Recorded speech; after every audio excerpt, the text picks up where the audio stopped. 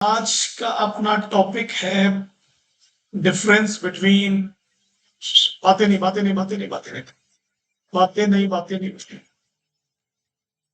Difference between interpretation and construction. थोड़ा पढ़ा हुआ है ये, बस थोड़ा सा लिख के ला लिया हूं मैंने कि इजी हो जाए। इंटरप्रिटेशन और दूसरा क्या लिखा हूं मैंने, कंस्ट्रक्शन। सुनना भैया, थोड़ा ध्यान देना। इंटरप्रिटेशन की बेसिक मीनिंग क्या होती है कि जो कानून बनाया गया है किसके द्वारा, लॉ मेकर के द्वारा। किसके द्वारा? उस कानून की लैंग्वेज को समझो, उसके मतलब को निकालो और आगे बढ़ो। यही होता है ना इंटरप्रिटेशन। अगर भाषा समझ में आ गई तो अपना दिमाग लगाने की जरूरत। जब भाषा ना समझे और आपको अपना दिमाग लगाना पड़े, उसी को कहते हैं कंस्ट्रक्शन। तो ये तो अपने पढ़े थे, एक था लिटरल इंटरप्रिटेशन और एक था रीजनेबल इंटरप्रिटेशन। तो वो जो रीजनेबल इंटरप्रिटेशन है, क्या बोलते हैं रीजनेबल का मतलब? लॉजिक लगाए, अकल लगाओ थोड़ी सी। उसी को क्या बोलते हैं? कंस्ट्रक्शन। कंस्ट्रक्शन का मतलब ही क्या होता है? अगर कुछ पढ़ के समझ में नहीं आ रहा तो अपना कंस्ट्रक्शन लगाओ दिमाग। अब इसमें लिखा क्या हूं मैं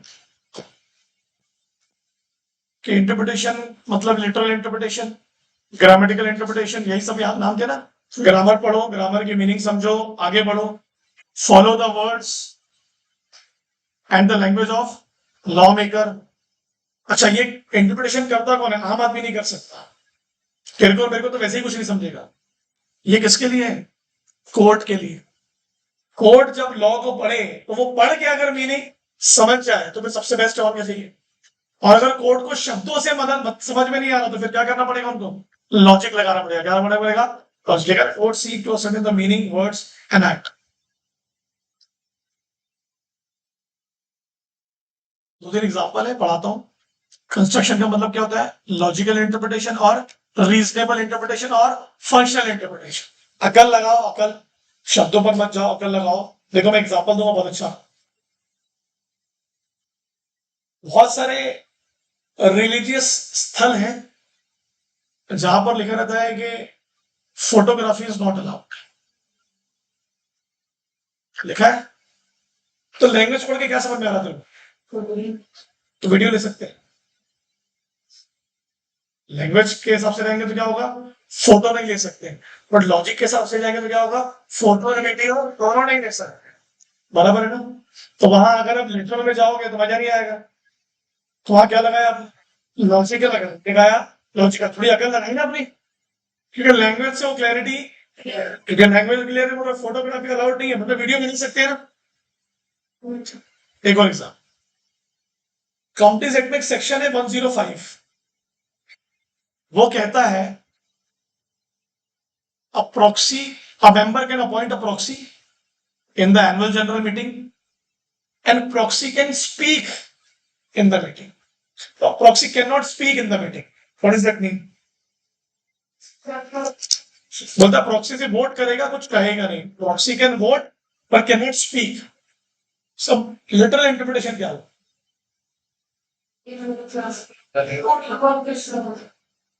हाँ, क्या बोल रहे हैं? सॉरी, बोलो। हाँ, नहीं नहीं, आप समझे नहीं अभी। वो वोट वाली लाइन अपने लिए इंपॉर्टेंट है ही नहीं। तो लिख सकता है, he cannot speak but he can write।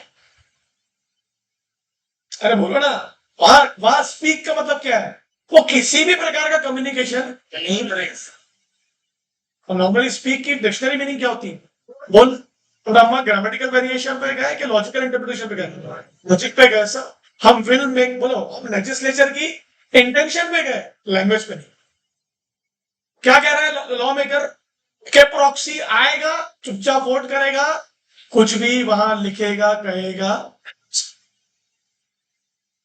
ये दो एग्जांपल है, आपकी मॉड्यूल में दिए हुए एग्जाम के। रिलीजियस प्लेस पे फोटोग्राफी नॉट अलाउड है। तो अगर लिटरल इंटरप्रिटेशन पे जाएंगे तो सिर्फ किस पे फोकस होगा? मतलब वीडियोग्राफी अलाउड है तो हमने क्या कहा कि इसका जो लिटरल इंटरप्रिटेशन है वो बहुत ज्यादा एम्बिगियस है। तो क्या क्या लगाना पड़ेगा यहाँ पर, बताओ। तो लिटरल इंटरप्रिटेशन से क्या होगा? मतलब वीडियोग्राफी अलाउड है।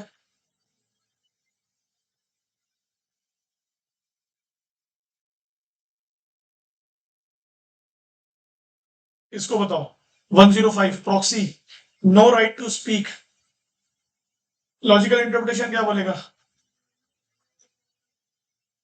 नहीं नहीं, राइट टू स्पीक में लॉजिकल लॉजिक पे क्या जाएंगे, इसका मतलब वो किसी भी प्रकार का कम्युनिकेशन नहीं कर सकते, क्योंकि लिटरल में जाते तो क्या होता, बोलेगा नहीं लिखेगा। तो यहाँ लॉजिक लगाना पड़ेगा कि अगर आप उसको अलाउ ही नहीं कर रहे हो कहने के लिए, तो वो दोनों तरीके से नहीं कह सकता। कौन से दोनों तरीके? ना ओरली ना रिटर्न फॉर्म।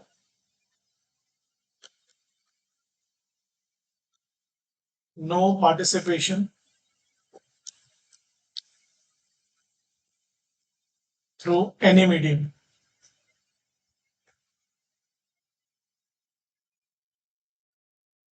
वही पार्टी हो गई कल। हाँ, अरे तो हाँ नहीं तो बोलो, नहीं बोलोगे तो फिर वो तो गलत हो जाएगा ना। कहाँ हुई पार्टी? है तो ठीक है। तू भी गया था क्या? तू तो एफएम नहीं पढ़ा उसके पास, फिर भी चले गया। मैं तो मैंने उसको पढ़ाया, मेरे को नहीं पढ़ाया। कहने नहीं बोली बोल रहा हूँ मैं, तो बढ़िया है संस्कार का। ये लिख लेना आप लोग, लिख लो इंटरप्रिटेशन एंड कंस्ट्रक्शन।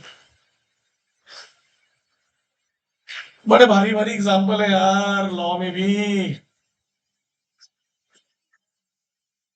सृष्टि आप भी लिख लेना।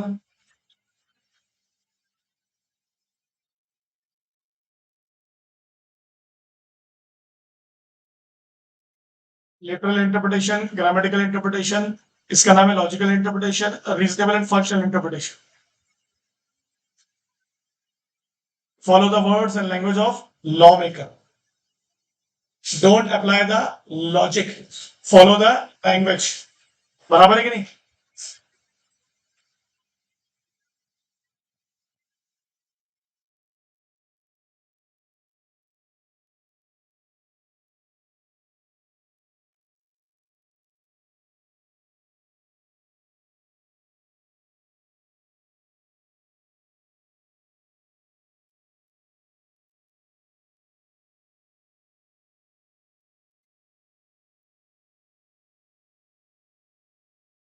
Court seek to ascertain the meaning and words.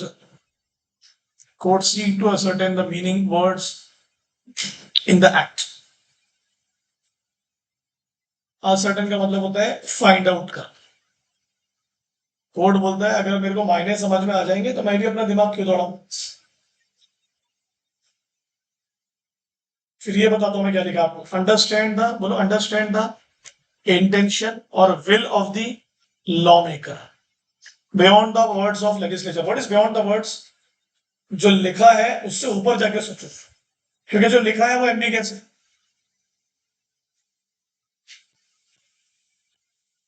Beyond the intention and will of law maker, understand the intention और will beyond the words of legislature. ऐसे ही लिखना, एग्जाम में आएगा तो ऐसे ही लिखना, यही सब शब्द लिखना। दो दो तीन तीन नंबर के क्वेश्चन आते हैं।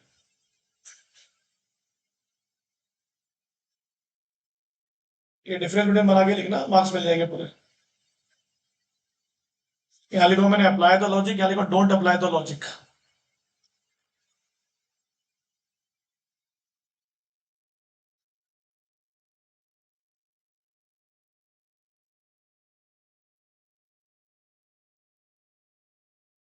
Understand the intention and will of law maker beyond the words of legislature. कानून बनाने वाली जो बॉडी है ना, उसके शब्दों के बियॉन्ड जाके सोचो, क्योंकि शब्दों को समझ नहीं पा रहे हो ना तुम।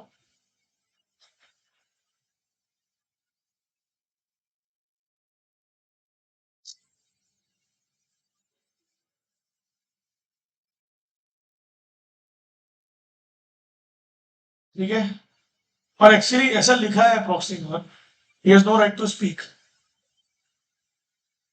तो उसके लिटरल मीनिंग तो कुछ अलग ही निकल रही।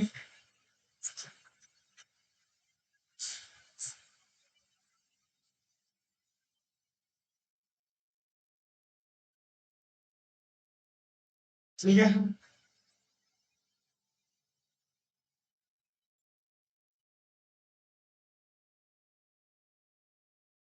ये एग्जाम्पल पे लिख लेना।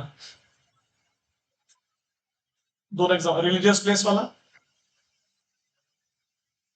और सेक्शन 105 प्रॉक्सी वाला।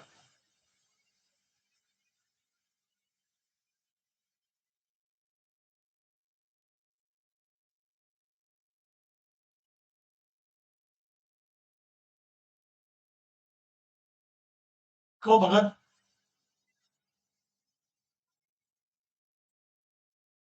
और कौन नहीं है आज, बंदे भी नहीं आई, और कौन? दोनों तो आता ही नहीं ना, कब जब मैंने नहीं पढ़ा है तब।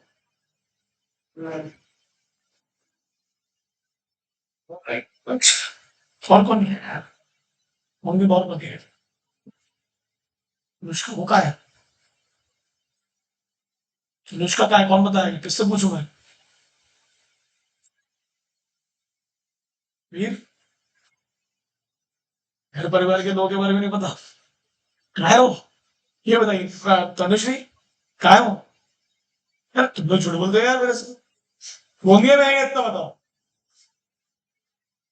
बाकी सब मैं देख लूंगा अपने तरफ से। तनुष्का कहाँ है? तो अगर तू वीडियो देखेगी तो मेरे को कमेंट करके बताना तो कहा थी। है ना, दिख रही नहीं, मिल रही नहीं ना। कंपनी सेक्ट में तो ऐसे ऐसे वर्ड्स हैं, ऐसे ऐसे शब्द हैं कि ऐसा लगता है क्या ही बोल रहा है।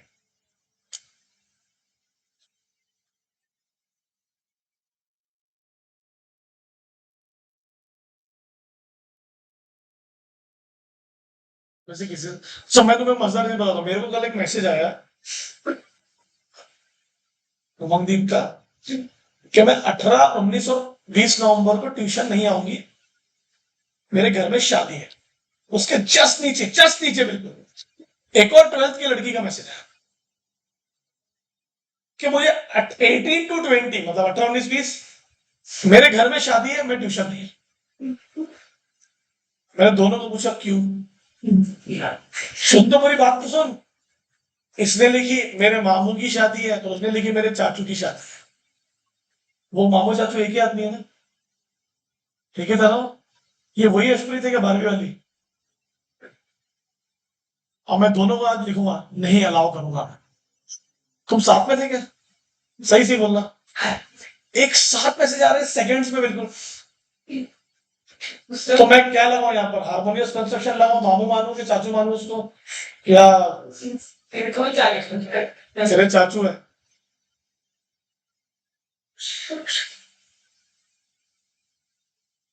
अच्छा ये भी पढ़ाया था, बट इसमें एक आपको ये लिख लेना है कि जो नॉर्मल रूल्स होते हैं, एंड मतलब क्या होता है, कंजक्टिव जोड़ने वाला शब्द, और मतलब क्या होता है, इस जनरल पढ़ाया था मैंने। और मे का मतलब क्या होता है, डायरेक्टरी, और शैल और मस्ट का मतलब क्या होता है, मैंडेटरी। ये नॉर्मल रूल्स है, नॉर्मल है ना, इसी के एक्सेप्शंस होते हैं कुछ।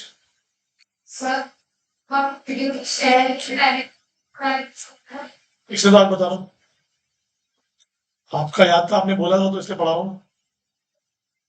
अब यहाँ लिखा है समटाइम्स, मतलब एक्सेप्शन ना होता है। सुन ना, कभी कभी हम और को क्या लेंगे, एंड, और एंड को और, दोनों एग्जाम्पल है बहुत अच्छे। आप मुझे समझा ना, आपको समझा के एक कंपनीज एक्ट में एक स्टेटमेंट है, in case of default director, manager और promoter and all will be liable. बोलता है या तो डायरेक्टर रिस्पॉन्सिबल होगा, या मैनेजर रिस्पॉन्सिबल होगा, या फिर प्रमोटर भी। बोलता है all will be liable. All लिखा तूने तो फिर और क्यों लिखा होगा? अगर सभी को रिस्पॉन्सिबल बनाना है तो फिर और नहीं लिखते ना उसमें, ऐसा लिख देते हैं कि कंपनी में कुछ भी हो ये सब लाइबल रहेंगे। तो ये और को क्या करूं मैं यहाँ पर, किसकी वजह से लिया मैंने एंड को, ऑल की वजह से। किसकी वजह से? नीचे, इन case of default director, manager and KMP. And मतलब कंजक्टिव है ना, whosoever has committed default will be liable। क्या मतलब है उसका? पहले क्या बोलता है, ये भी लाइबल रहेगा ये भी रहेगा और ये भी रहेगा। क्या बोलता है जो गलती करेगा वो रहेगा, फिर तो जो गलती करेगा तो एंड को क्या ले लेंगे और ले लेंगे। अब हो सकता है केएमपी कुछ ना करे तो डायरेक्टर को सलाह दो ना। तो यहाँ पर हूँ से वर्क की वजह से मैंने एंड को क्या ले लिया और ले लिया। ऐसे ही क्वेश्चन आते एग्जाम में, से कुछ नहीं पूछता हूँ इससे रिलेटेड। ठीक है, अब जाता हूँ मैं थोड़ा सा डायरेक्टरी और मैंडेटरी। इसके एग्जाम्पल तो कितने बार पढ़ाया मैंने आप लोगों को। ये वाला तो मेरे को लगता है आपको याद होना चाहिए ना बेटा। हाँ, कंपनी की डेफिनेशन 1 लाख बार पढ़ चुके हैं उसको। क्या पढ़ाया था नीति बताना आप। ये तो याद है, कंपनी में भी फॉर्म फॉर। तो अपन ने क्या पढ़े थे इसमें कि इस डायरेक्शन को क्या मानना, कंपल्शन मानना। ये डायरेक्शन नहीं है, ये दिशा निर्देश नहीं है, ये मैंडेटरी है कि कंपनी लॉफुल पर्पस के लिए ही बनाई जाए। वही तो है। और क्या पढ़ा, लिख रहा है नोट्स, क्या लिख रहा है, लिख रहा है यार। एक और एग्जांपल देता हूँ रुक।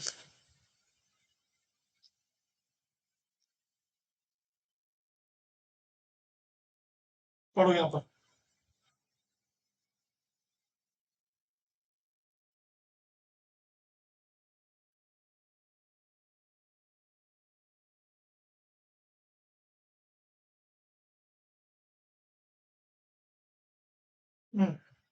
कहाँ गई गवर्नमेंट कंपनी।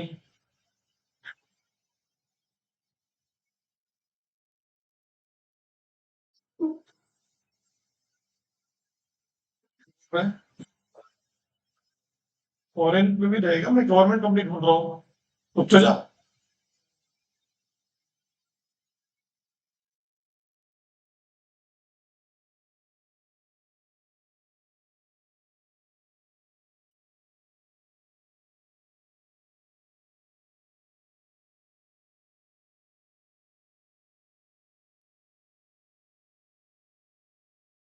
गवर्नमेंट कंपनी की डेफिनेशन है ना, इसमें अपने को काफी क्लैरिटी आ जाएगी। हाँ,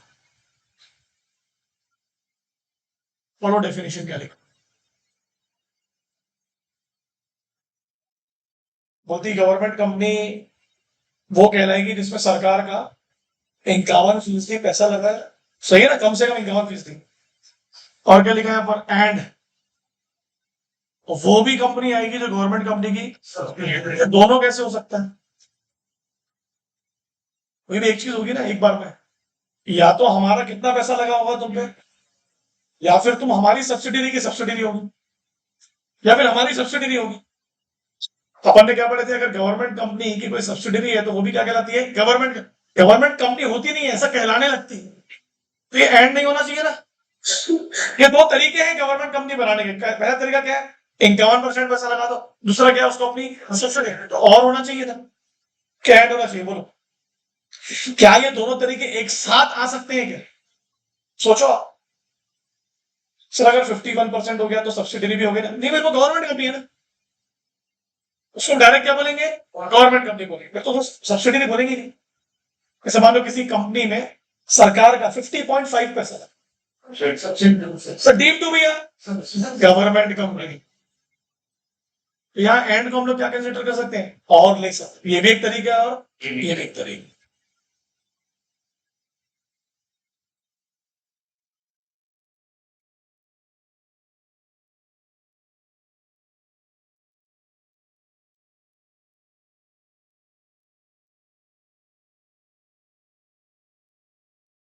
मैंने आपको एग्जांपल दिया था मे का, याद है क्या कुछ। कितने लोगों को याद है पता नहीं, मेरे को तो याद नहीं है। आपको भूलेगा कंपनी में, नहीं हो गया वो एग्जांपल एक।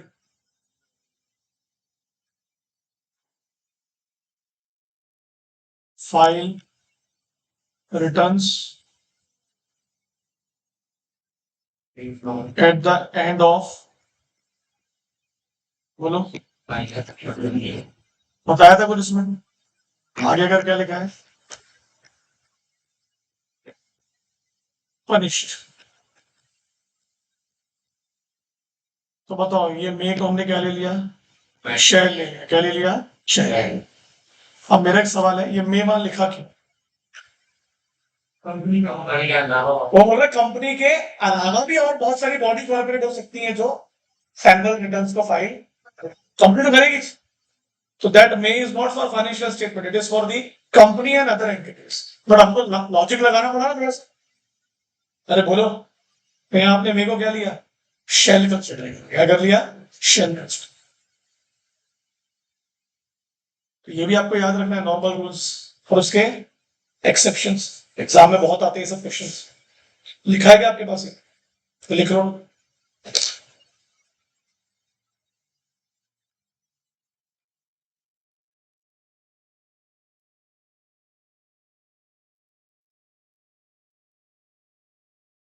एंड में लिखो conjunctive, the two words, the two sentence, the two provisions. And में लिखो conjunction of two words, two sentence, two provisions. Conjunction मतलब कंजंक्शन ऑफ क्या बोला? टू वर्ड्स, टू सेंटेंस और टू प्रोविजंस.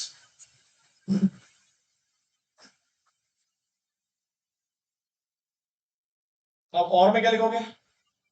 डिसजंक्शन ऑफ वही two words, two provisions और two sentence. Disjunction मतलब अलग करना, सेपरेट करना एक दूसरे से.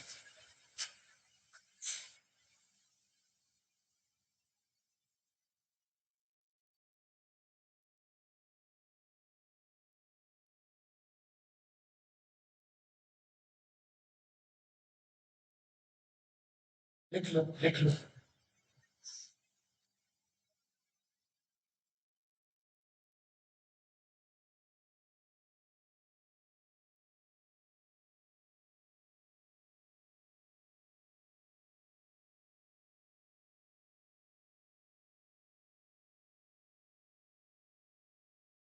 वो भी पढ़ाया था क्या मैंने?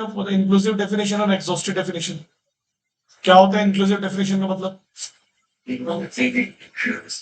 जिसमें और उसमें चांस होता है कि वो मीनिंग कभी खत्म नहीं होती है ना. और एक क्या होती है? एग्जॉस्टिव, जिसका और एक दोनों होती है. शेयर की डेफिनेशन थी ना. Share means share in the share capital include stock. तो वो इंक्लूसिव भी हो गई और एग्जॉस्टिव भी हो गई. लिखेगा आपने? लिख लो ना. ये कंजक्टिव और डिसजंक्टिव लिखेगा. अब डायरेक्टरी में लिखो. May means directory oblique oblique an option comply with the rules. What is the meaning of comply? कुछ रूल्स है, अगर तुम कंप्लाई करते हो तो ठीक है, नहीं करते तो कोई ठीक बात नहीं. डायरेक्टरी और optional comply with the rules.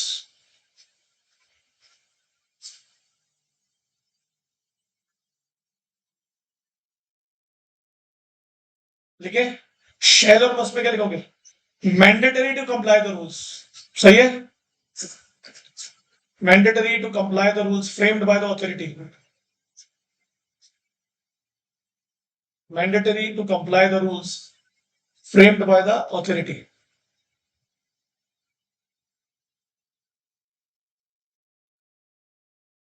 ठीक है. इनकम टैक्स पढ़ते हैं आप लोग क्या? इनकम टैक्स भरना कंपलसरी है. क्यों यार, मैं नहीं हूं स्लैब पे तो. रिटर्न फाइल करना कंपलसरी है क्या? लिखा है, ऐसी लाइन लिखी है. क्या लिखा है? Every individual of this country should file return. जो कमाता है उसमें अगर ऐसा लिखा रहेगा कि हर हर हर every person should file return, तो उसमें पर्सन में क्या इंटरप्रिटेशन देंगे? कमाने वाले लोग ना. कमाने वाले लोग ना. ऐसा लिखा रहता है कि every employed person should. Every person ही होगा ना.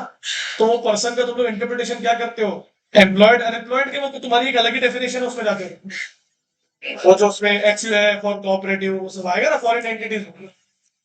क्या क्या क्या क्या क्या होता है? ये भी मालूम है ना, मेरे को पूछ रहा हूँ मुझसे. क्या होता है बताओ? बॉडी ऑफ इंडिविजुअल्स होती है क्या? एक एग्जांपल तो बॉडी ऑफ इंडिविजुअल्स का बताओ. एनएसी बीएससी क्या है? BSc was a body of individuals. आप बहुत बाद में रिकग्निशन मिला उसको. ये लिखो, एग्जांपल भी लिख लो बेटा, एग्जांपल मत छोड़ना, कसम है तुम लोगों को, संस्कार के की कसम। इन case of default director, manager, promoter all will be liable. तो उस ऑल की वजह से और को हमने क्या कर लिया, एंड कंसिडर कर लिया। फिर नीचे क्या लिखा है, in case of default director, manager and KMP who so ever has committed default will be liable. तो एंड को हमने क्या कंसिडर कर लिया, और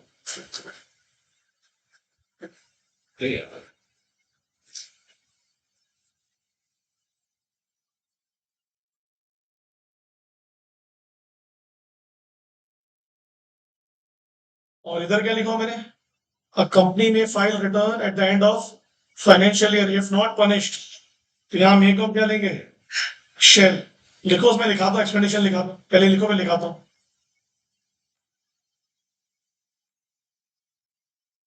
लिखे, ये एग्जांपल लिखे, सेकंड वाला बाजू वाला लिखो, उसमें दैट मे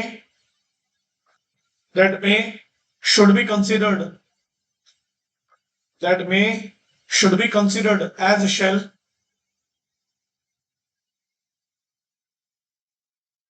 because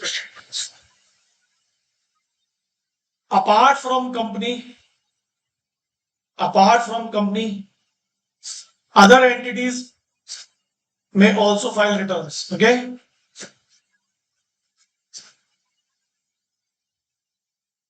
तो मतलब क्या हुआ, वो मे रिटर्न के लिए नहीं था, कंपनी के लिए था। रिटर्न तो सभी को फाइल करना है, मतलब तुम भी करोगे, दूसरे भी कर सकते। ठीक है, अरे बोलो, लिख लिए क्या आप लोगों ने, लिखे, अर्लिन लिखी क्या?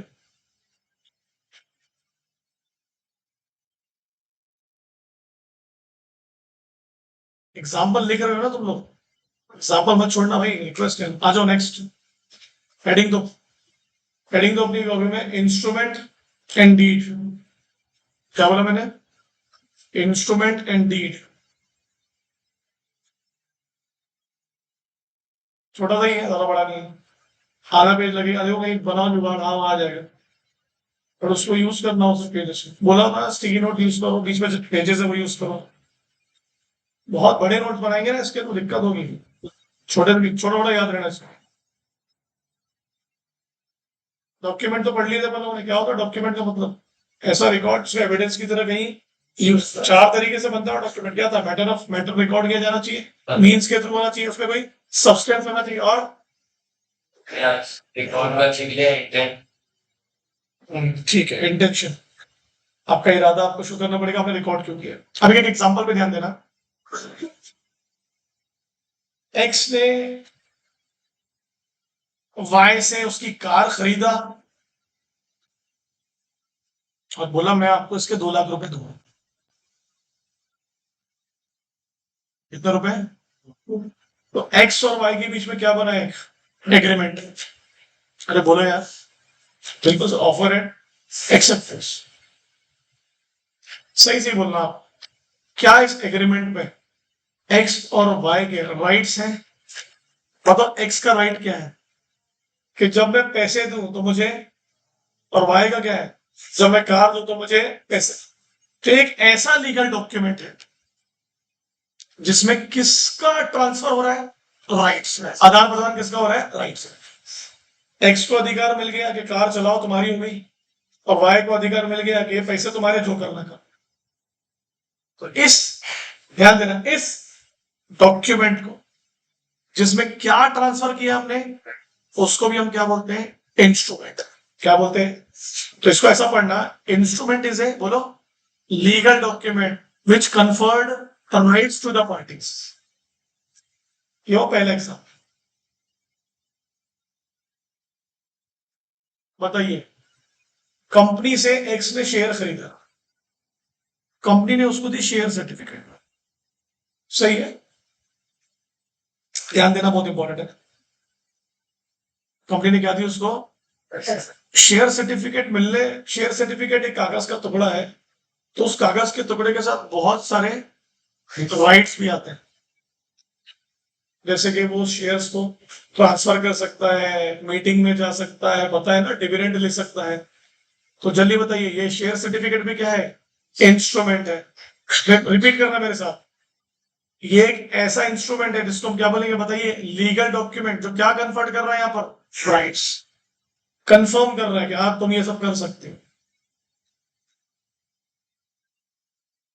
बताओ, एक्स को मिल गया शेयर, क्या बोलता है? मैं शेयर को ट्रांसफर करूंगा, बोले ट्रांसफर, बेचूंगा, मतलब तू अपने राइट्स किसी और को दे रहा है। तो बेचने के लिए आपको एक डॉक्यूमेंट भरना पड़ता है, उस डॉक्यूमेंट का नाम होता है इंस्ट्रूमेंट ऑफ ट्रांसफर। क्या बोलते हैं उसको? इसका एक और नाम है ट्रांसफर डीड। क्या बोलते हैं? तो यहां पर आपने राइट्स को क्या किया बताओ? ट्रांसफर। अब एक एग्जांपल पूछ लो, ये भी एक इंस्ट्रूमेंट है,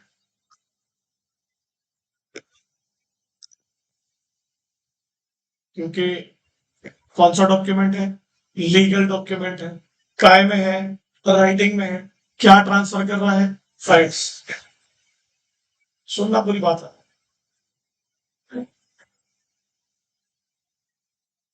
एक्स ने वाई को अपनी प्रॉपर्टी बेचा और वाई ने 10 लाख रुपए दिया।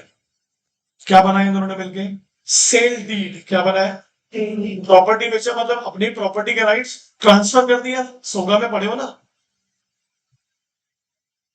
बताओ ये डीड क्या होगी? It is also an instrument. It is an instrument, is a legal document which confer और ट्रांसफर दी राइट्स। सुनना, पूरी बात सुनना बहुत इंपॉर्टेंट। ये 4 एग्जाम्पल हुए, 4 एग्जाम्पल में मैंने अलग अलग चीजों को यूज किया। पहले वाले में मैंने बात किया किसकी बेटा? पहले एग्जाम्पल में एग्रीमेंट की बात किया, और एग्रीमेंट को अंत में क्या बोल दिया? ये भी एक इंस्ट्रूमेंट है। दूसरे वाले में मैंने किसकी बात किया? शेयर सर्टिफिकेट की। मैंने बोला ये भी एक इंस्ट्रूमेंट।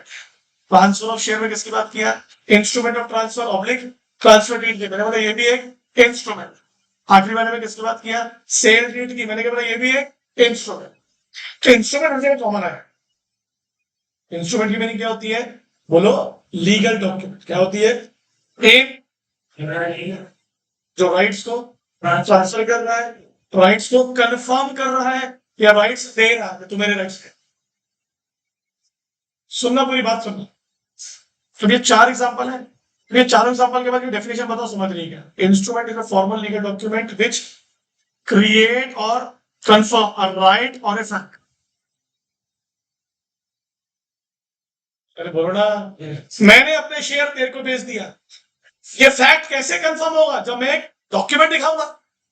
तो बोलता है इंस्ट्रूमेंट क्या है? एक फॉर्मल लीगल डॉक्यूमेंट है जो क्या क्रिएट करता है? राइट्स। और किसको कंफर्म करता है? फैक्ट। ये इतनी सी डेफिनेशन है, इतना ही है। अब सुनना पूरी बात। इंडिया में डीड और इंस्ट्रूमेंट को इंटरचेंजेबली यूज किया जाता है। What is interchangeably? दोनों में से जो बोलो, मतलब एक ही। जैसे कि याद है पढ़ते थे एग्रीमेंट कॉन्ट्रैक्ट एक ही जैसे लगता है, तो हमने जब पढ़ा तो पता चला दोनों डिफरेंट। पेनाल्टी और लिक्विडेटेड डैमेजेस याद है आपका? इंडिया में क्या है? एक जैसे लगता है, बट उनकी सीरियसनेस पे डिपेंड करता है। बोलता है इंडिया में इंटरचेंजेबल दोनों का मीनिंग सेम है, बट टेक्निकली दोनों डिफरेंट। सुनना बेटा पूरी बात important. Deed is also a type of instrument. Deed भी एक इंस्ट्रूमेंट है, मतलब डीड में भी क्या है? बोलो, डीड भी क्या है? फॉर्मल लीगल डॉक्यूमेंट है जो राइट्स को क्रिएट कर रहा है या किसी फैक्ट को कंफर्म। सुनना, पूरी बात सुनना। इंस्ट्रूमेंट में ये 3 चीजें होती हैं। बोलो क्या होता है? क्रिएशन ऑफ राइट, राइट को डिस्पोज करना, अपना अधिकार किसी को दे देना, ये ले तेरा हो गया ये। और एक राइट को रिकॉर्ड, मतलब कोई फैक्ट है उसको रिकॉर्ड। डीड में इन तीनों में से क्या हो रहा था? देखिए, देखो, जल्दी बताइए। यही हो रहा था ना? ट्रांसफर डीड में क्या हुआ? आपका राइट, आपने किसी प्रॉपर्टी, सेल डीड में क्या हुआ? आपने अपनी प्रॉपर्टी का राइट किसी। तो डीड में सिर्फ राइट क्या होगा? डिस्पोज होगा। क्या होगा? यहां पर राइट क्या हुआ? क्रिएट। एग्जांपल तो शेयर सर्टिफिकेट। अरे बोलो ना, क्रिएशन ऑफ राइट, मेरे को अधिकार मिले। यहाँ राइट क्या हुआ? रिकॉर्ड हुआ। एग्जांपल दो आप लोगों को। रजिस्टर ऑफ मेंबर क्या होता है? रजिस्टर ऑफ मेंबर का मतलब एक ऐसा रजिस्टर जहां कंपनी रिकॉर्ड मेंटेन करती है कि आपने शेयर खरीदा है। तो उस रजिस्टर को क्या बोलूं मैं? इंस्ट्रूमेंट। फॉर्मल लीगल डॉक्यूमेंट जो कंफर्म कर रहा है कि आप ही शेयर होगा। तो कैन वी से दिस, एक और डीड बोलता हूं मैं, पार्टनरशिप डीड। क्या होता है पार्टनरशिप डीड में? वहां राइट दिए जाते हैं किसको? एक दूसरे को, एक्टिव पार्टनर को, फलाना ढमकाना को। एक और डीड का नाम लेता हूं, डिबेंचर ट्रस्ट डीड। क्या होता है डिबेंचर ट्रस्ट डीड में? उसमें क्लियरली लिखा है, इधर सुनो, अगर कंपनी ने डिबेंचर होल्डर को मैच्योरिटी पे पैसे नहीं दिए तो वो जो अधिकार प्रॉपर्टी का कंपनी के पास है वो डिबेंचर होल्डर के पास चला जाए, तो डिस्पोज हो गया ना। एग्जांपल लिख लेना डीड के, transfer deed, partnership deed, debenture trust deed. Can we say this? Deed is an instrument. All deeds are instruments, but all instruments are not deeds. अरे बोलो ना, सोचो ना, मैंने क्या बोला? All deeds are, all deeds are also formal legal document which provide a right, but all instruments are not deeds. So there are different kinds of instruments. ना? अरे बोलो,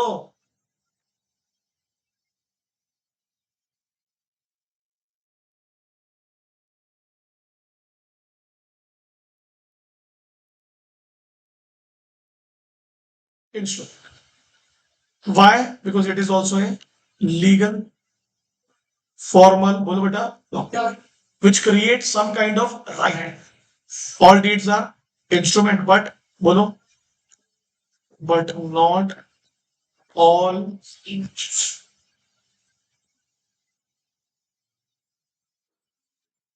क्या बोलो? बोल।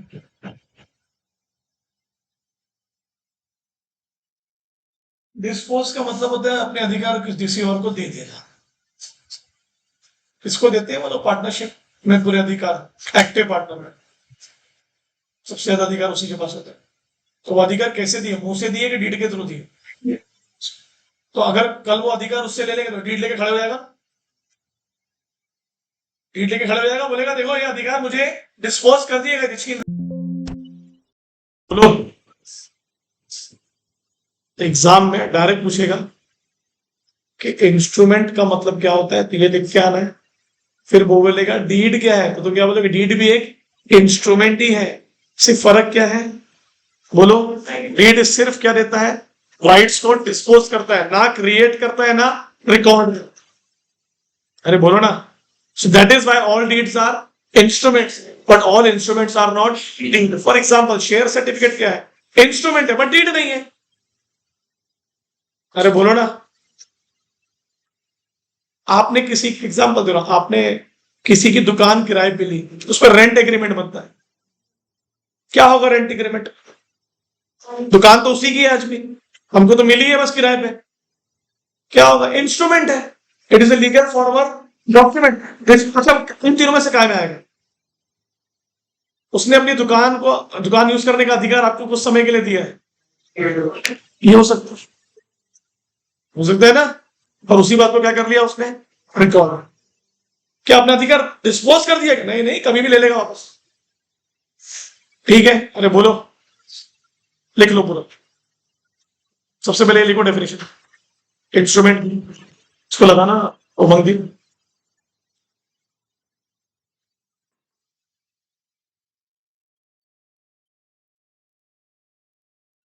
इधर इधर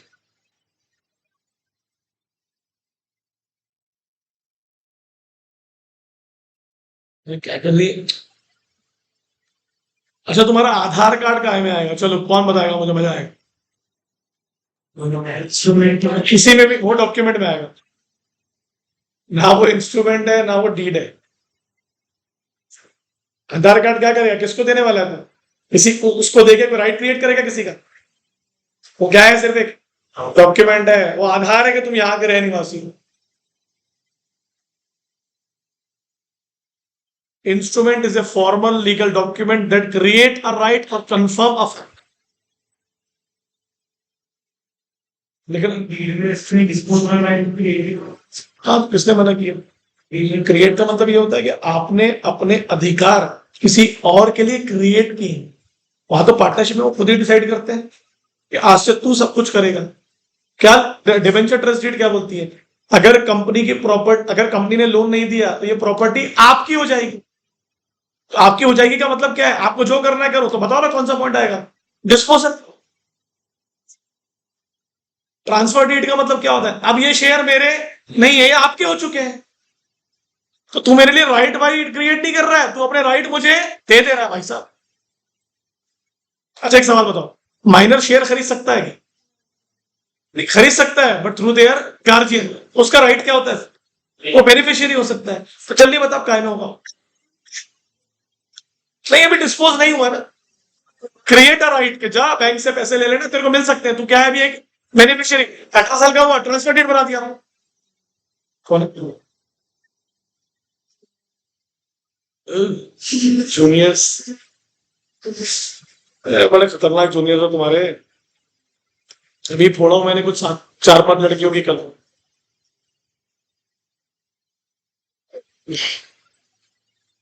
एक बोलती है जाके चार के सामने, सर का तो काम है बोलना, बोलने दे। वो चारों मेरे पास आ गए,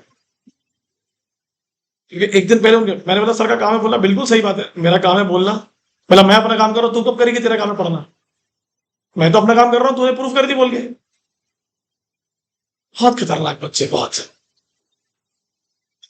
कुछ 2-3 लड़कियां बोलती, एक लड़की को वो आप करके बात करेगा, अरे आप तू भी तू बोल, हम भी तू बोलेंगे, मेरे लिए बात कर रहे हो। बोले क्यों हमारी पर्सनल लाइफ में आ रहे हैं उनको? हम नहीं पढ़ रहे ना, और क्या, और नहीं पढ़ रहे ना। बताते हैं इनको। ये लिखेंगे। अभी तो वो बेटा बाथरूम में भी आप बोलेंगे अब थोड़े दिन बाद। हाँ, अब तो हर जगह आप निकलेगा दिवाली के बाद में। यही रहेगा कि कोई सुन ना ले कहीं से। डीड लिखो, डीड और instrument in India interchangeably used. Deed और इंस्ट्रूमेंट को इंडिया में इंटरचेंजेबली यूज किया जाता है।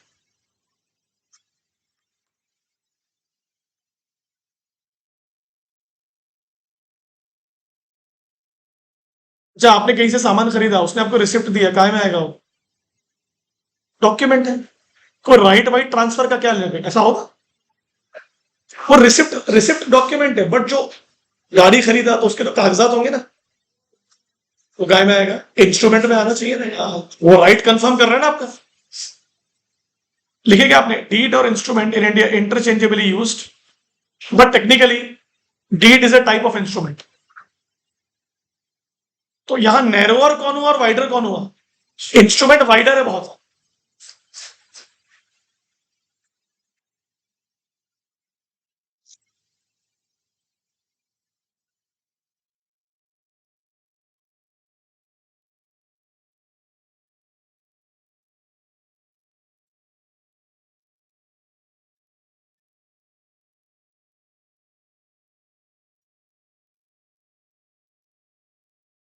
नहीं है कि बच्चे टीचर्स को लेके टिप्पणियां कमेंट नहीं करते, सब करते हैं, आप भी करते थे, सब करते हैं। और बच्चे ऐसे ही होते हैं, टीचरों को इन बातों को लोड भी नहीं लेना चाहिए, क्योंकि बच्चे सीखते हैं कि नहीं करना है कि करना है, टाइम के साथ सीखता है।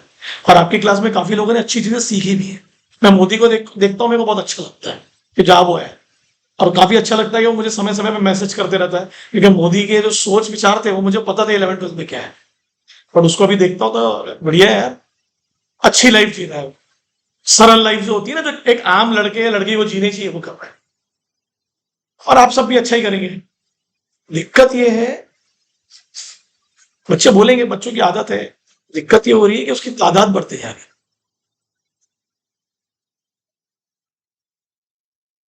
अब आज मैडम पढ़ा रही है 11th के, एक लड़के ने सीटी मार दी, एक बार नहीं 3-4 बार। उसके मैडम ने उसकी सीटी विट सब सब लगा दी।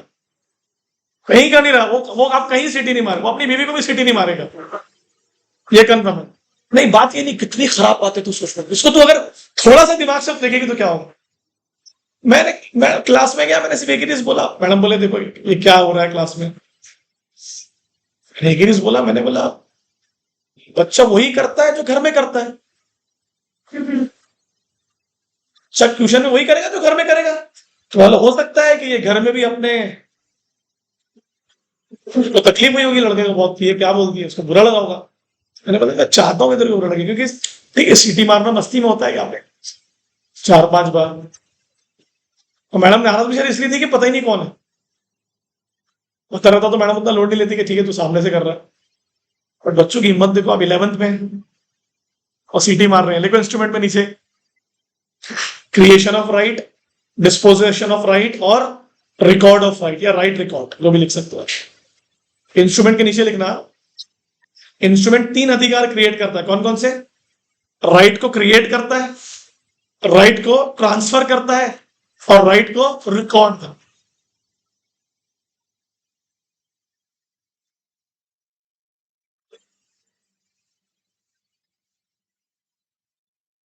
किस किस को डिविडेंड देना है कंपनी लिखती होगी ना? अरे बोलो ना यार, काय में आएगा बताओ तीनों में से? Record. Record simple. Share certificate कहां में आएगा बताइए? Creation of right. Transfer deed कहां में आएगी? Disposition of right. तो आ गया ना, एक ही बार में एग्जांपल क्लियर होगा। पर ये तीनों है क्या? इंस्ट्रूमेंट है। क्योंकि ये तीनों है क्या बताओ? Legal formal document. बराबर है कि नहीं?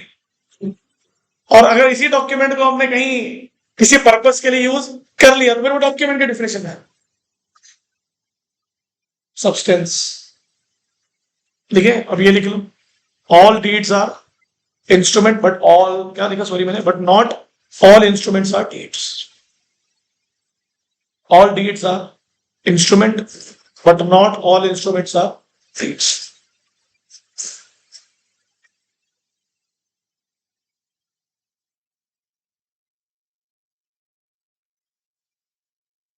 आपके स्वभाव में चेंज आएगा थोड़ा सा, आएगा चेंज। शांत हुए हो थोड़ा आप लोग पहले से? आप लोग शांत हुए हो या आप लोग फियर में हो या आप लोग मतलब इंटरेस्ट में हो कि एक्साइटमेंट में हो? जैसे आप लोग बहुत चीजें नहीं कर रहे हो जो आप लोग करते थे लास्ट ईयर तक, तो उसके पीछे रीजन क्या है? इंटरेस्ट खत्म हो गया है या आपका फोकस शिफ्ट हो गया है या आपको ऐसा लगता है ठीक है बाद में कर लेंगे? क्या ये तब्दीली आपके अंदर आई है? ये पूछ रहा हूं मैं आपसे। क्या बोल रहे हैं?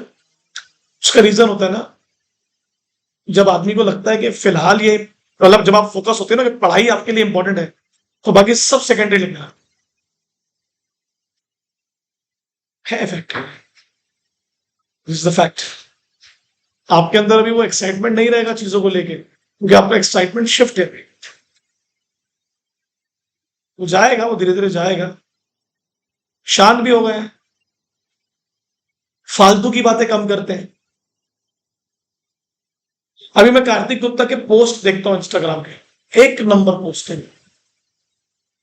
बेहतरीन पोस्ट है, लॉजिक रहता है उसमें और समझदारी वाले पोस्ट है। 11वीं के पोस्ट अलग होते थे, 12वीं के अलग होते थे। नहीं, मैं बता रहा हूं कि समय के साथ सीखा ना तूने भी कि यार पोस्ट तो मैं अभी भी करूंगा, बट उसमें जो लॉजिक है वो बहुत समझदारी वाला। पहले मैं पढ़ता नहीं था इसका, देखता नहीं था, अब देखता हूं काफी ज्यादा। और आपकी सोच थोड़ी सी वाइडर हो जाएगी, आपका दायरा ना नैरो नहीं रहेगा। जज करना कम कर दोगे लोगों को, बंद नहीं कर पाओगे क्योंकि ह्यूमन टेंडेंसी है। क्यों कम कर दोगे? क्योंकि आप भी तो जज हो रहे हो। नहीं निकला सीए तो, नहीं हुई पढ़ाई तो पढ़ाई ना आपको बहुत सारी चीजें सिखा डालती है, ऊपर से ये तो खोल देती है पूरा। समझ में आ रहा है? मैंने तो व्हाट्सएप बंद ही इसलिए किया, साला दिमाग खराब, कोई मतलब नहीं है। नहीं, मैंने बंद कर दिया ना व्हाट्सएप, 100 दिन हो गए होंगे मेरे ख्याल से। क्या करूंगा ना, क्या करूं? मैसेज का जवाब देके ना कोई मतलब नहीं है। तुमको काम है तो आओ ना मिलने, है ना? टेलीग्राम में है ना बराबर ग्रुप। अरे भाई आज की तारीख में ऐसा हो गया, अगर आपने किसी ने आपको मैसेज किया रात को 2:30 बजे कि सर मेरी पढ़ाई नहीं हो रही, मैं क्या करूं, तो अगर मैंने उसको मैसेज कर दिया कि क्या हो गया बताइए, तो वहां वो अपनी सहेली को पढ़ाएगी, देख सर ने लिखा क्या हो गया तेरे को। तो उससे बेटर है कि मैं बोलूं माता आप मेरे को सामने से मिले। इसलिए मैंने व्हाट्सएप ही बंद कर दिया, क्योंकि मैं वो देखो वो इमोजी फर्जी लगते हैं। मैं यहाँ ओके भी लिखता हूँ, तुम मेरे को हार्ट भेजते हो, मैंने हार्ट भेज दिया गलती से तो तुमने उसको लाल रंग दे दिया, मैंने व्हाइट वाला भेजा। कोई मतलब नहीं है भैया, कोई मतलब नहीं है किसी को कुछ।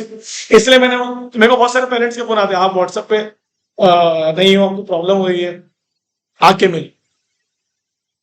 मैं आऊंगा ही नहीं, मैं उसको। और टेलीग्राम में भी मैं किससे बात करता हूँ, जो ग्रुप है बस। बाकियों की भी आदत डाल दी मैंने टेलीग्राम पे। इंस्टाग्राम पे तो मैं वो करता हूँ, मतलब स्टॉकिंग, कौन कहाँ जा रहा है, हाँ कौन कहाँ जा रहा है, किसने क्या झूठ बोला, और क्या। वो तो मेरी आदत है, वो छोड़ूंगा नहीं मैं, क्योंकि स्नैप पे हूं नहीं मैं। क्या करेंगे यार, ये एग्जाम्पल डालो पूरे अपनी कॉपी में, लिखो। नंबर वन एग्जाम्पल, एग्रीमेंट एक इंस्ट्रूमेंट भी है, और इंस्ट्रूमेंट है तो लीगल फॉर्मल डॉक्यूमेंट भी है।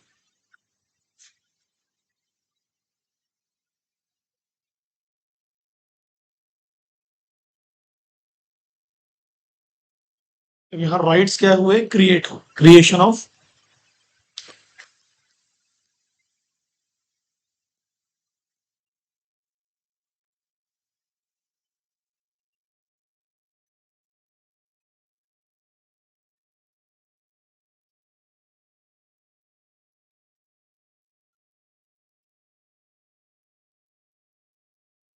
नंबर वन लिखना है इसको, ये पहला है। क्या हुआ एक्स और वाई के बीच में, एग्रीमेंट बना, एग्रीमेंट को हमने क्या नाम दिया, इंस्ट्रूमेंट। इंस्ट्रूमेंट की डेफिनेशन क्या है, legal formal document, it is a creation of right, कि जा भैया जाके कार यूज कर ले, बराबर है। अब एक सवाल का जवाब दो, मैंने इसको ट्रांसफर ऑफ राइट क्यों नहीं बोला, मालूम है क्या, क्योंकि तेरे को भी तो मैंने पैसे दिए ना। तो यहां पर एक कार यूज करने का अधिकार क्रिएट किया गया, ठीक है, दोनों तरफ से कुछ ना कुछ आदान प्रदान हुआ है ना। दूसरा, company issue share certificate,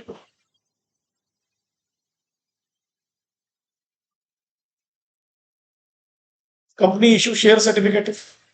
share certificate भी क्या है मेरे बच्चे, इंस्ट्रूमेंट है।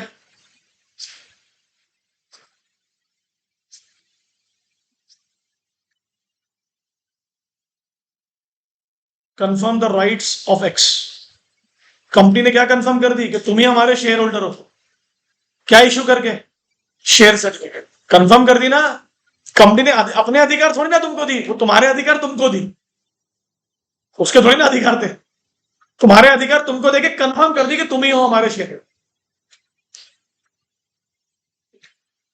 आगे बढ़े, वो मैंने नाम लिखा SH4, share holder format number 4, जैसे INC 1 2 3 लिख लिया, यहां पर ट्रांसफर ऑफ शेयर लिखो। यहां ट्रांसफरिंग का एक और वर्ड बोलो, क्या लिखूं मैं, डिस्पोज। एक्स ने वाई को शेयर ट्रांसफर किया, क्या फाइल करके, इंस्ट्रूमेंट ऑफ ट्रांसफर, उसका दूसरा नाम क्या है, ट्रांसफर डीड है।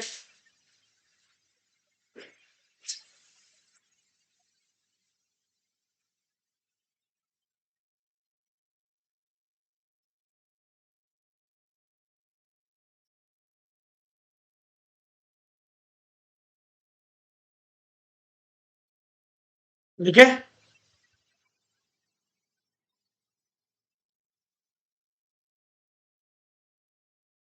आगे बढ़े, अरे बोलो आगे। प्रॉपर्टी, एक्स ने वाई को प्रॉपर्टी बेचा, 10 लाख रुपए लिया, कौन सी डीड, सेल डीड या प्रॉपर्टी डीड भी कहते हैं, उसको कोई दिक्कत वाली बात नहीं। तो बताओ ये डीड भी क्या है, इंस्ट्रूमेंट है। और डीड क्या करती है, डिस्पोजिशन ऑफ राइट्स।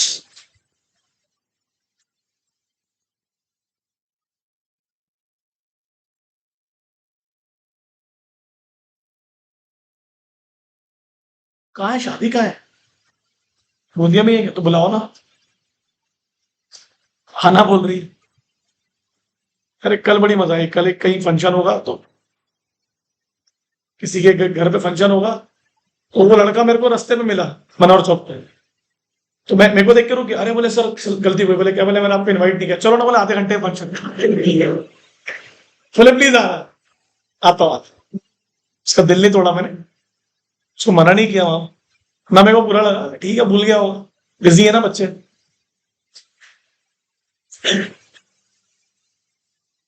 चलो ठीक है, यहां तक हुआ। अब आपने एक चीज गौर किया होगा कि मैंने हर हेडिंग के नीचे एक एरो देके रखा। ऐसे थोड़ी ना कलाकारी करके बैठा हूं। आपको पता है क्या, जब आप किसी चीज को ट्रांसफर करते हैं मनी वैल्यू पे ना, जैसे यहां पर क्या हुआ, कार गई, यहां पर क्या हुआ, शेयर्स गए। सुनना पूरी बात, यहां पर क्या हुआ, शेयर ट्रांसफर हुए। यहां पर भी क्या है, सेल डीड है। तो जब आप कुछ बेचेंगे और आप उससे कुछ कमाएंगे तो आपको स्टैंप ड्यूटी पे करनी पड़ती है। सरकार को पैसे देने पड़ते हैं, स्टैम्प बोलते हैं उसको। तो ये जितने भी इंस्ट्रूमेंट, ये पूरे इंस्ट्रूमेंट ही तो है, इसमें कुछ डीड है, कुछ अदर देन डीड है। ये सब पे क्या लगेगी, स्टैंप ड्यूटी लगेगी। सब पे क्यों बोल रहा हूं मैं, रजिस्टर ऑफ मेंबर पे तो नहीं लगेगी ना स्टैंप ड्यूटी। उस पर क्यों लगेगी, वहां तो रिकॉर्ड को मेंटेन किया गया। तो ऐसे इंस्ट्रूमेंट, ध्यान देना, ऐसे इंस्ट्रूमेंट जो डीड के भी फॉर्म में है, अदर देन डीड भी है, क्या क्रिएट कर रहे हैं, तो राइट्स क्रिएट कर रहे हैं, पैसे का लेन देन है, उस पर क्या चार्ज होगी।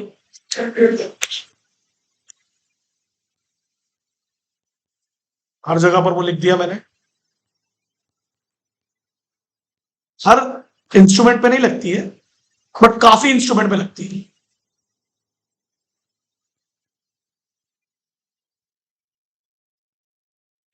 क्या वो आदर्श लिख क्यों नहीं रहा, क्यों नहीं छोड़ा, क्यों लगा तेरे को।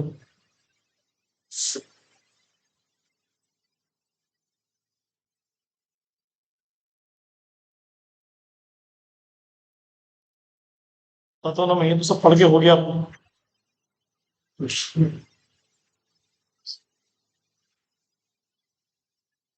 ये तो पढ़ चुके हैं, याद है ना।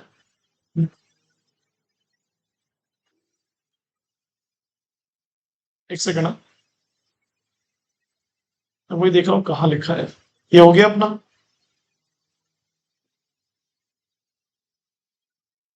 एक और नाम दस, बेनिफिशियल एक्सेप्शन का मतलब क्या बताएगा, नॉट विथ स्टैंडिंग। क्या होता है नॉट विथ स्टैंडिंग का मतलब, जो इस प्रोविजन में लिखा है, इसके अलावा अगर यही बात कहीं और में लिखी है, हम नहीं मानेगा उसको सच। और सब्जेक्ट टू का मतलब क्या होता है, इसके अलावा ये बात जहां जहां लिखी सब सच है।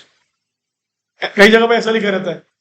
सेक्शन 4 कहता है कि, सुनना गौर से, सेक्शन 4 में लिखा है this section is subject to section 3, this act is subject to section 3। What is that mean, ये काम करने के लिए किसको फॉलो करो, सेक्शन 3 को। बोल रहा कौन है, सेक्शन 4 खुद, तो खुद बोल रहा है। और नॉट स्टैंडिंग क्या बोल रहा है, सबको छोड़ो सिर्फ मेरे को फॉलो करो। अब इधर सुनो, पूरी बात सुनो। तो ऐसा हुआ क्यों, इसका मतलब कहीं ना कहीं कॉन्फ्लिक्ट है। तो ये दोनों हारमोनियस का एक्सेप्शन है। हारमोनी क्या बोलता है, दोनों को लेके चलो। नॉट स्टैंडिंग क्या बोल रहा है, मुझे फॉलो करो, किसी और को फॉलो। सब्जेक्ट क्या बोल रहा है, मेरे अलावा उसको फॉलो करो। ये क्या हो गया, हारमोनी के एक्सेप्शन ही तो हो गए। एंड और भी हो गया, मे मस्ट शैल। ये पढ़े थे कि ejusdem generis specific class of words. ये पढ़े थे कि नोसिसर हुए, क्या था बताओ। मेरे को तो उस दिन वो लाफ्टर शेप में पता चला कि टमाटर भी फ्रूट है, कसम से। मेरे को तो पहले सब वेजिटेबल ही लगता था यार, बोले फ्रूट है, तो उस दिन पता चला। और एक सवाल का जवाब देना मुझे, पत्ती को इंग्लिश में क्या कहते हैं, लीव्स। और बीटल लीव्स का मतलब क्या होता है, बीटल मतलब क्या होता है, पान का पत्ता। वेरी गुड यार। अब सुनो पूरी बात सुनो,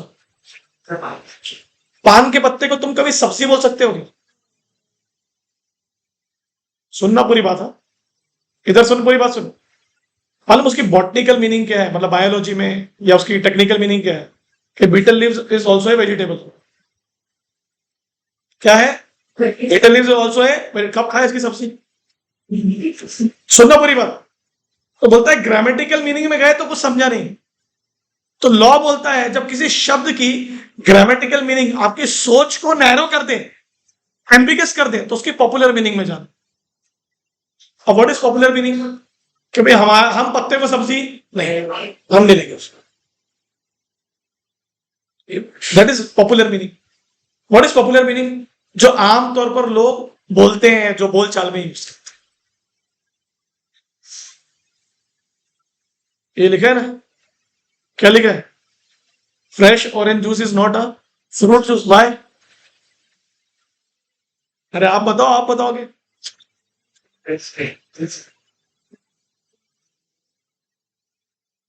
इसका मतलब क्या होता है? नौ से दो वर्ड्स हैं, एक वर्ड की मीनिंग दूसरे वर्ड से। क्या बोल रही है?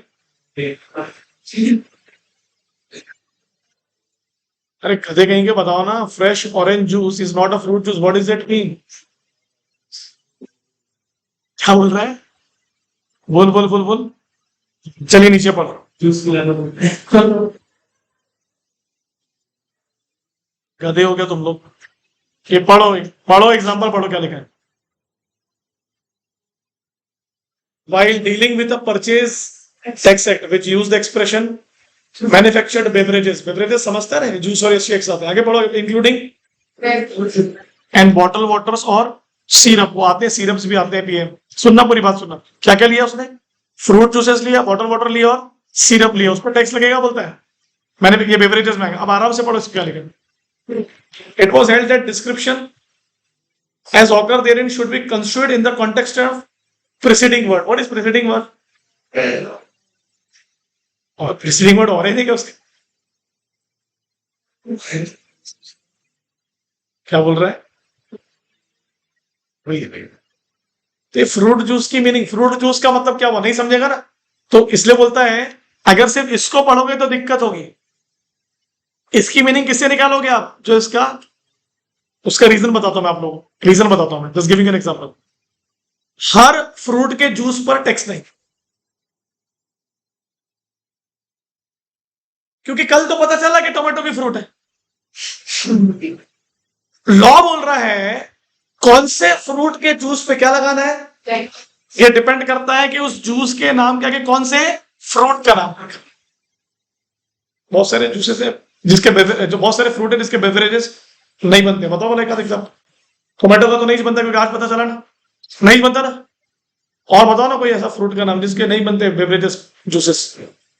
एप्पल का बनता है, कैसी बात करती है? ऐसा मत कर। क्या क्या क्या? किसका? उसका भी बनता है। किसका सैंडविच बनता है? पपीता का बनता है क्या?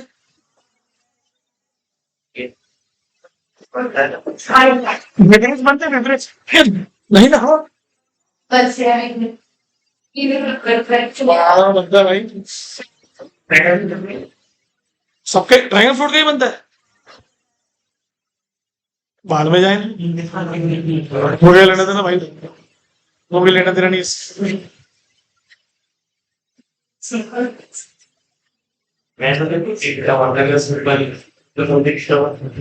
क्या